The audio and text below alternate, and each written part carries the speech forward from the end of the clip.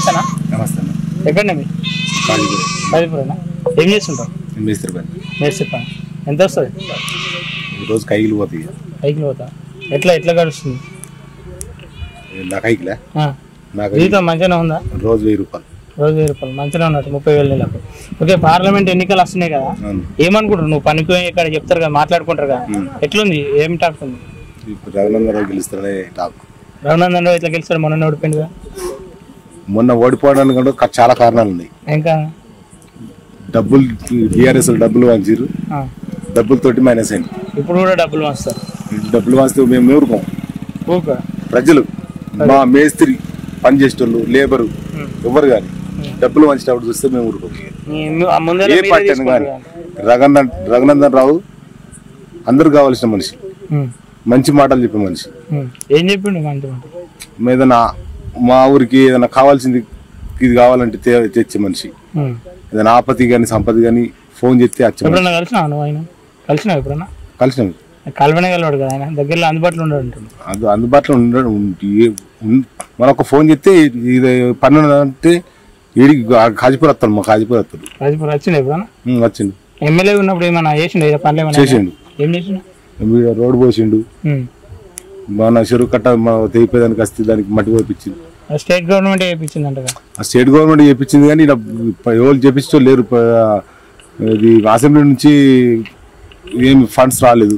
రాకుండా కానీ ఆయన సొంత పనులు. ఇప్పుడు మా ఊరి రోడ్ ఎట్లుండేది, ఇంత పొక్కలు ఉండేవి. ఆ రోడ్డు మంచిగా అయింది. అంటే ఇటు కలవకుండా పోయే రోడ్డు కూడా ఇంకా మంచిగా కాలేదు, అది కూడా శాంక్షన్ చేపిస్తాను చెప్పలేదు.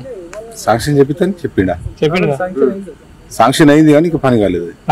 ఎందుకు కాలేదు? ఇంకా వల్ల ఎలక్షన్ కోడ్ పడదు కదా. ఎలక్షన్ కూడా మరి ఇప్పుడు మొన్న ఎన్నికల్లో ఓడిపోయింది కదా, ఇప్పుడు పార్లమెంట్ ఎన్నికల్లో ఎట్లా గెలుస్తాడు? చిన్న కాన్స్టిట్యూన్సీలో ఓడిపోయింది, పార్లమెంట్ పెద్దది కదా, ఎట్లా గెలుస్తాడు? ప్రజల గొంతు మొత్తం రఘునందన్ రావుకు ఓటేస్తామన్న ఆలోచన ఉన్నది. నువ్వు పోతున్నావా మేస్త్రి పనికి? మేస్త్రి పని చేసే కాడ కూడా ఎవరెవరు పోతావు? నేను వీరడేపల్లి, చెప్పాల, మిడిదొడ్డి, అందే, అల్వాల, ఇటు రామేశ్వరపల్లి, 2 మండలాలు తిరుగుతాం మొత్తం. ఏమంటారు ఊర్లలో పోయినప్పుడు? ఎట్లా ఉంది? ఇప్పుడు బీజేపీ పార్టీ నుంచి రఘునందన్ రావును గెలిపేయాలనే ఆలోచన ఉంది. ఎందుకంట? రఘునందన్ రావును ఇప్పటికే ఓడగొట్టుకున్నాము, ఇప్పుడు ఖచ్చితంగా గెలిపిస్తామన్న ఆలోచన ఉంది అందరికి. వాళ్ళని చెప్పమన్నారు, నువ్వు చెప్తున్నావు? మనసాక్షి చెప్తున్నావు? మనసాక్షిగా అందరికి ఉన్నది ఇదే. జనానికి మొత్తం టాకింగ్ అంతా జనానికి అందరికి ఉన్నది అదే. కానీ ఇక్కడ కొత్త ప్రభాకర్ రెడ్డి ఎమ్మెల్యే ఉండు కదా, ఆయన హయాంలో వాళ్ళు బీజేపీ వాడినిస్తాడు ఓట్లైనా? వాళ్ళు కొత్త ప్రభాకర్ రెడ్డి పడనిస్తారంటే ఓటేస్తున్న మనకు కావాలంటాడా? ప్రజల నాడితో ప్రజలు హాయంతో వాళ్ళు ఈసారే ఓడగొట్టుకున్నాం, ఇప్పుడు ఖచ్చితంగా రఘునందన్ పువ్వు గుర్తుకే ఓట్టేస్తామన్న ఆలోచనతో ఉన్నారు. కానీ అన్ని నియోజకవర్గాలలో బీఆర్ఎస్ లో ఉన్నారు కదా, పార్లమెంట్ మెజారిటీ మొత్తం బీఆర్ఎస్ లో ఉండని హరీష్ రావు ఉండు, బలంగా ఇటు కేసీఆర్ ఉండు, వీళ్ళందరినీ ఢీకొంటారా?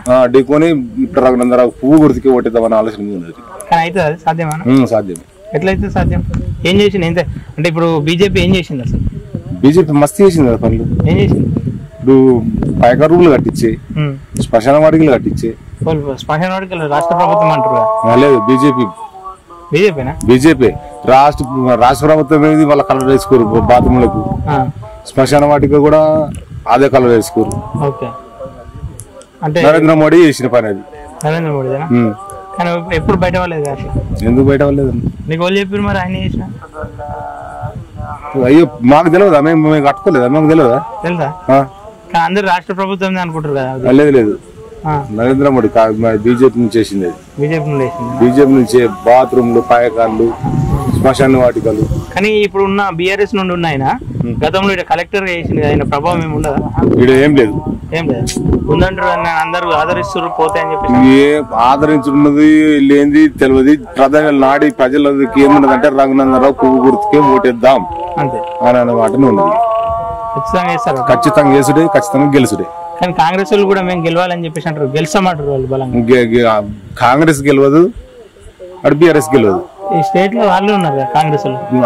కాంగ్రెస్ వాళ్ళు ఉన్నా ఎవరున్నా కాంగ్రెస్ వాళ్ళు అంటారు, బీఆర్ఎస్ వాళ్ళు అంటారు పువ్వు గుర్తికి ఓటేయాలి అంటారు. వాళ్ళే అంటారు. ఎందుకంటే పువ్వు గుర్తికి వాళ్ళ పాటలు వాళ్ళకి ఇస్తారు కానీ నీకే ఇస్తారా? నేను మేస్త్రి పని చెప్తా, నా తరగతి 12 మంది లేబర్ వస్తారు. ఓకే, 12 మంది కాదు, 12 మందితో ఇంకా 12 మంది జమే అట్లా అంటారు. 12 మంది నోటితో అట్లా అంటారు.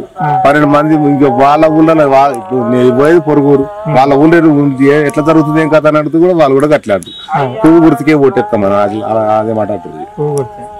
బలంగా అదే అంటారు. అదే కానీ ఇలా కాంగ్రెస్ అయినా మాకు 15 సీట్లు వస్తే మేము రాష్ట్రాన్ని మంచిగా ఇస్తామంటుంది. 15 సీట్లు కాదు, 10 సీట్లు కూడా రావు. 10 సీట్లు కూడా బీజేపీకి అయినా వస్తాయి. బీజేపీకి 10 దాటుతాయి. అది దాటితే మంచిగా ఎవరు చెప్పారు? ప్రజలది ప్రజలు అనుకుంటున్నారు. ప్రజలే మొత్తం పువ్వు గుర్తుకే. పువ్వుని ఎందుకు అనుకుంటున్నారు? పువ్వుకే వేయాలని. అటు నరేంద్ర మోడీ 500 సంవత్సరాల నుంచి అయోధ్య రామాలయం గుడి కట్టని ప్రభుత్వము అప్పుడు కాంగ్రెస్ ఉండే, అప్పుడు కట్టలే. ఈ 10 ఏళ్ల నరేంద్ర మోడీ అయోధ్య రామాలయం కట్టిండు. అదొకటి. ఈ మా దుబా కాన్స్టిట్యూంట్ లా ఒకప్పుడు చెరుకు ముత్తిరెడ్డి ఉండే ఎమ్మెల్యేగా, ఆయన కొంచెం మంచి పనులు చేసిండు. ఆయన పోయిండంటే ఇంకా ఎమ్మెల్యేలు గెలిచారు, వాళ్ళు ఏం చేయలేదు. మన రగన్న గెలిచిండు, రఘునందరావు గెలిచిండు. రఘునందరావు చాలా పనులు చేసిండు. ఆయన అందుబాటులో అప్పుడు 3 ఏళ్లనే మంచి పనులు చేసిండు. ఇప్పుడు కొత్త ప్రభాకర్ రెడ్డి 10 ఏళ్ళు ఎంపీగా ఉండే, ఏమన్నా చేసిండా? వాళ్ళదే రాష్ట్ర ప్రభుత్వం ఉండే అప్పుడు. ఇప్పుడు కాంగ్రెస్ ప్రభుత్వం ఇప్పుడు ఏమైనా చేస్తారా? 5 ఏళ్ళలో ఏమైనా చేస్తారా? మాకు చేసిన కాడికి రగన్న 3 ఏళ్ళ నుంచి రఘునందరావు చాలా మంచి పనులు చేసిండు. మొత్తం మీద ఓళ్ళు గెలుస్తారు అంటున్నావు? రఘునందరావు పక్క. ఎన్ని ఓట్లతో గెలుస్తారు? 5,000 పైన పోతాయి. 5,000 పైన. సరేనా, థ్యాంక్ యూ.